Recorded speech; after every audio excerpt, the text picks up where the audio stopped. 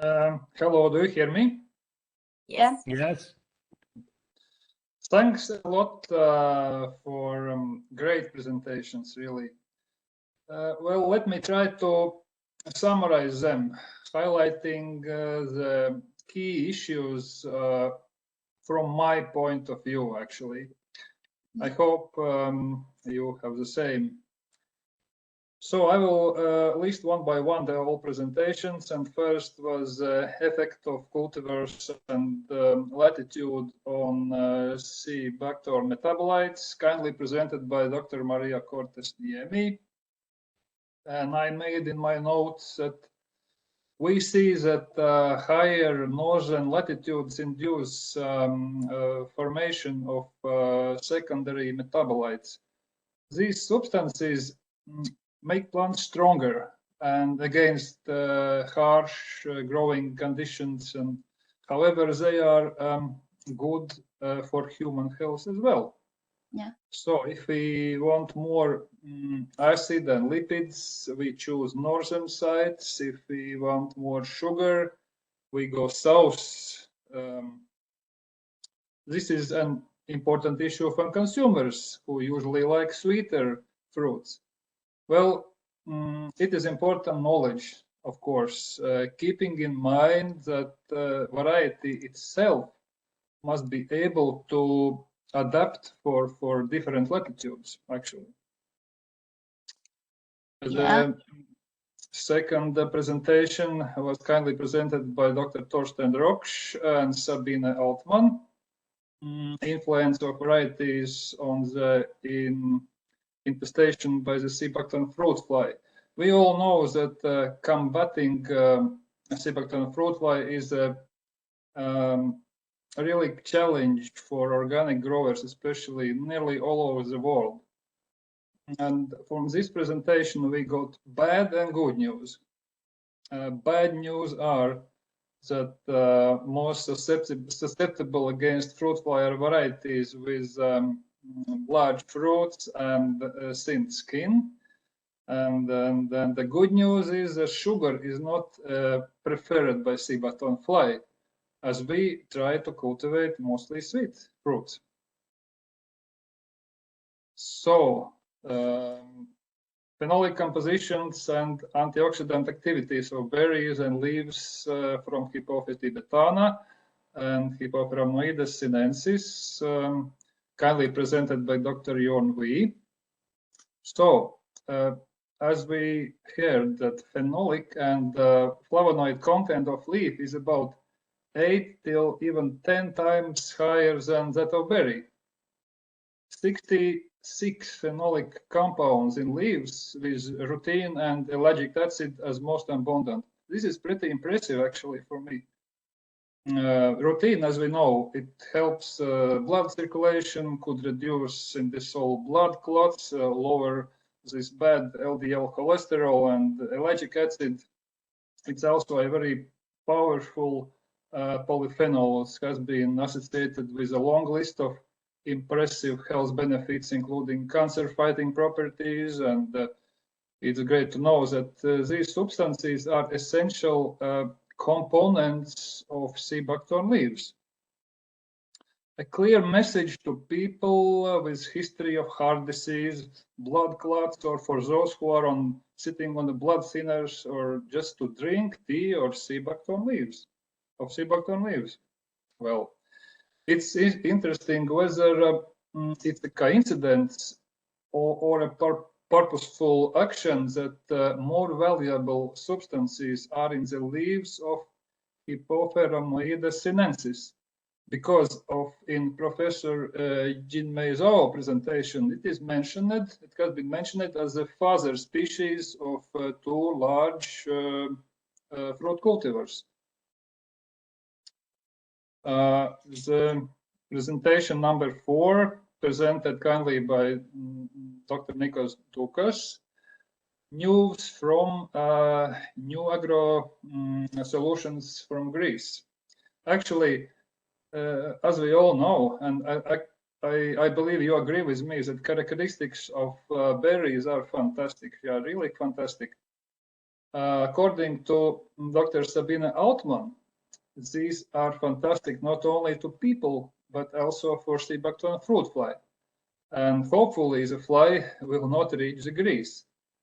Results of mechanical harvesting is as well very impressive. Hopefully the problem of damaging branches will be solved in the near future. Training and advice service for farmers is also a great experience. Stanislav Pluta highlighted as an important issue shaping of bushes to fit for the harvester. This is also an interesting task for further research and trials, I think. Seebuckthorn in Poland, presented by Dr. Stanislav Pluta. It's very good to know that Seebuckthorn in Poland is growing well, and it's pity that the total acreage is not so big. Stanislav mentioned a new pest of berries, a gray mold. In Latvia, in our gardens, different molds, usually appear after hailstorms. Icy grains mechanically damage fruits, and mold is usually coming afterwards. Maybe it's important. You can try to observe also in Poland. Does this correlate in your conditions? Because we also, from the beginning, were very surprised about these molds, but then we noticed that it's always, as a rule, comes after hailstorms. Stanislav, your supermarkets need high quality, clean Seebuckthorn fruits in consumer bags. If Latvia can supply it. If we do it for Canada and for other countries, it's no problem for us to supply these bags also for Poland. Just let me know. Thanks a lot to Mark Roziers about highlighting economic issues of Seebuckthorn business organization. Well, two important points, organizing farming and organizing supply chains. A real success is possible only if we integrate both points in a good way. I completely agree with you. Producer organization is organizations are key actors.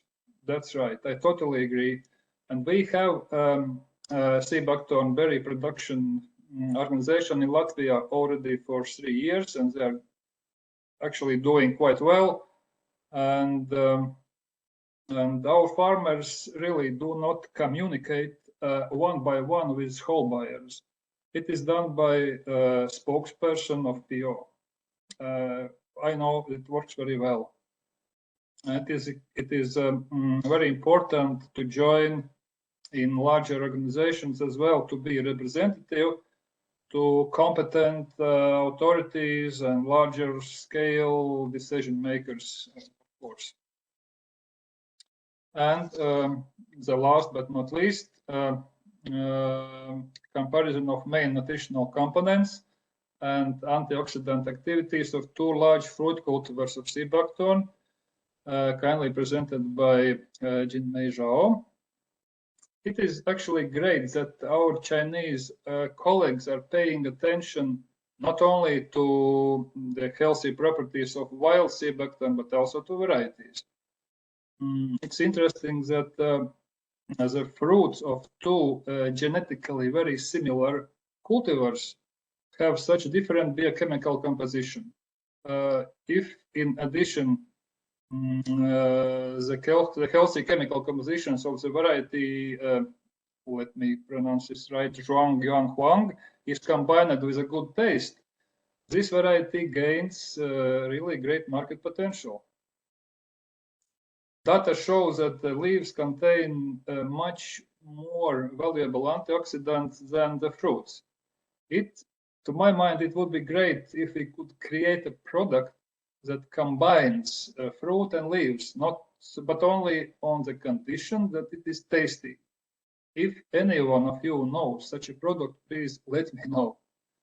From my point of view and from my side, that was all. And maybe Dalia, we should give floor to Thomas to say some final words. Thank you. Yes, thank you, Andres. My work is finished, and now I give the floor to Thomas. Yes, thank you, Andres. Thank you, Dalia, for making this conference, giving the summary, and sharing all the presentation. Thank you to everybody who has been giving presentation, asking questions, and discussing. I think from my point of view, there are many interesting ideas what I take from this conference. I do not like to repeat what Andres already told to everybody.